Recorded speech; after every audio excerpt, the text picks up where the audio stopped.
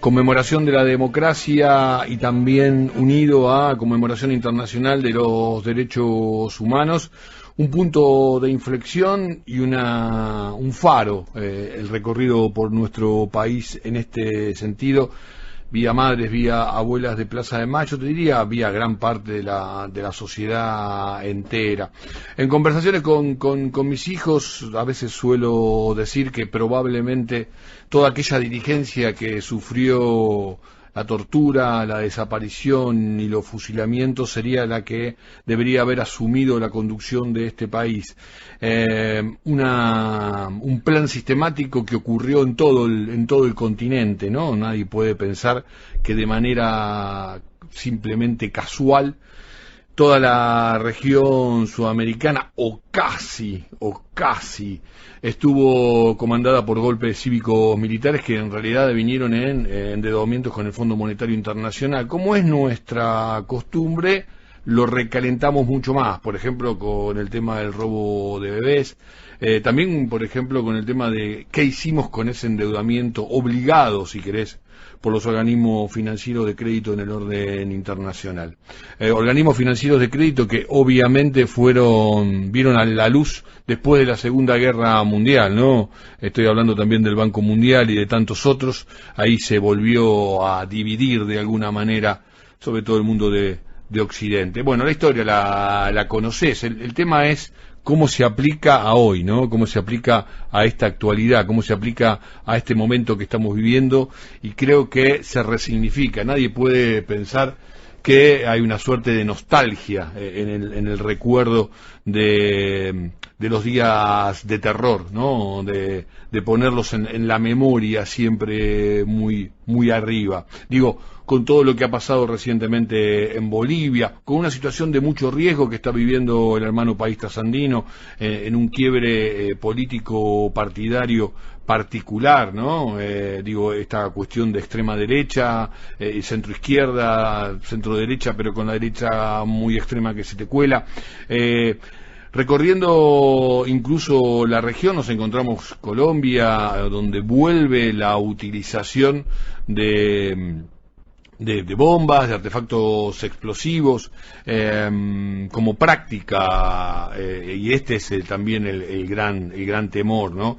Uno a veces piensa quiénes se terminan beneficiando con este tipo de situaciones y por qué no las resuelven de otra forma, ¿no? Digo, hasta qué punto la democracia es negocio, en el mejor de los sentidos, para aquellos que manejan las mayores estructuras del poder real.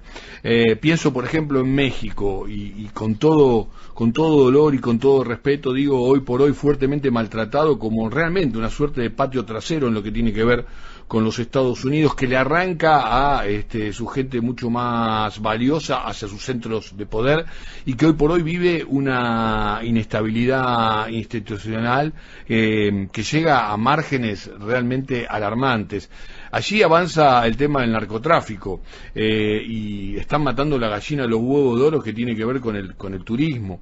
La última vez que visité México, vivencié una persecución entre Cancún y Playa del Carmen. Vivencié parapetados a los militares pasando por la calle principal de Playa del Carmen. Digo, focos turísticos esenciales en lo que tiene que ver con la economía del México, ¿no? Una economía, por cierto, un PBI de los más importantes de Latinoamérica, conjuntamente con Brasil, digo, hacen punta en lo que tiene que ver con el desarrollo de la región. Hubo una discusión muy fuerte, hubo una intención de que Sudamérica, Latinoamérica se plantara de otra forma frente a algunos sectores que obviamente intentan impedir un desarrollo, una economía con soberanía política, con independencia y obviamente con inclusión y con justicia social. Otra vez, ¿a quién le favorece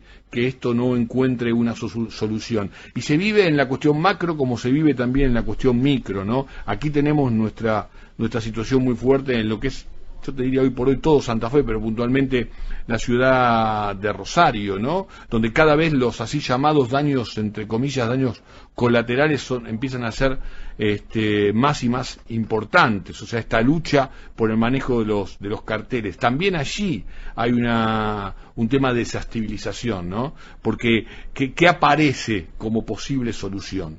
En el marco de la discusión económica también sucede algo similar. A partir que los propios países se impiden a sí mismos permitirse un desarrollo viable, probablemente por algunas clases dominantes que están más cómodas con darle la espalda a su país de origen, ¿no? Donde su documento de identidad marca que nacieron en la Argentina, pero probablemente utilicen mucho más su pasaporte para ir a otros países, o además puede ser que tengan una suerte de doble ciudadanía, ¿no? Y entonces pongan mucho de sus capitales tierras afuera. Me parece que ahí hay una discusión de fondo y la deben dar también las nuevas generaciones con lo poco que podemos entender también de muchas de estas expresiones, ¿no? Y que hay que seguir de cerca, ¿no? Aquello del tango, olvídate, aquello del primer rock, olvídate, digo, me parece que debe haber un compromiso muy fuerte con las nuevas generaciones para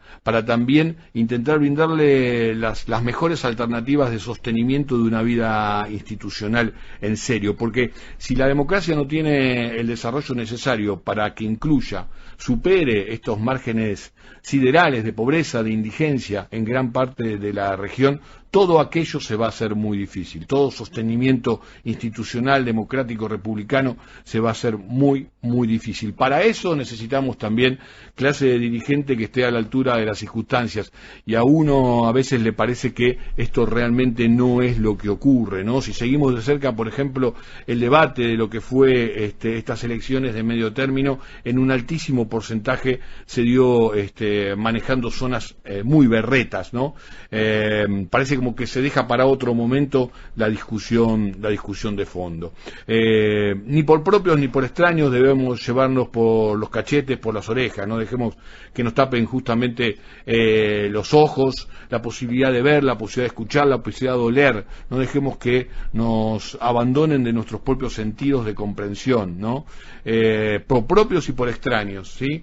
Allí también hay una independencia, allí también hay una construcción, y en lo que hace a la Argentina, 38 años de aquel 30 de octubre de 1983, faltan 2 años nada más para cumplir los 40. Creo que vivimos una sociedad democrática que debería tener un funcionamiento mucho más adulto, ¿no? 40 años, mucho más adulto. Sin embargo, siguen existiendo asignaturas pendientes. Necesitamos un acuerdo donde la clase política que hoy por hoy ocupa la función pública, sobre todo las dos alianzas que intentan alternarse el poder, con vistas incluso de tener posibilidades de hacerlo en el 2023, asuman que a ninguno de los dos le conviene un país incendiado, asuman que a ninguno de los dos le conviene tener un país con extremas crisis que después se manifiestan de diferentes maneras, en el día a día, incluso en la cosa pública y en los espacios